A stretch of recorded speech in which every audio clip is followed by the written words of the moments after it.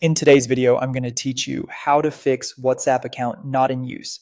If you're seeing messages that suggest your account isn't active or things just aren't working as they should, this quick reset process can clear out glitches and get you back up and running. We'll keep it simple, safe, and focused on what actually works. Start by completely uninstalling WhatsApp from your phone. Long press the app icon and remove it from your device. Doing this clears out any corrupted files or settings that can cause the not in use issue. Don't worry about your chat history if you previously enabled cloud backups. Those can be restored later during setup. Just make sure you remember the exact phone number you use with WhatsApp, and if you had two-step verification turned on, be ready with that PIN. Next, power your phone all the way off.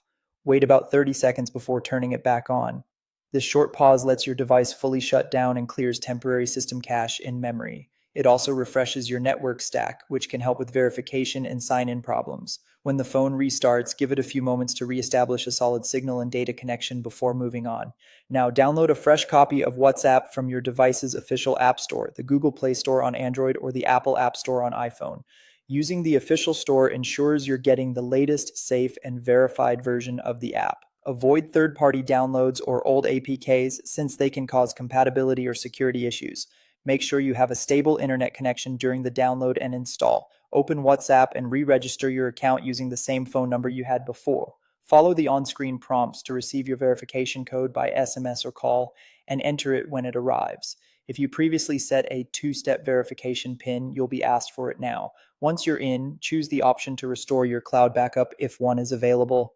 This will pull your chats and media from your backup service and place them back on your phone, bringing your conversation history up to date. That's it.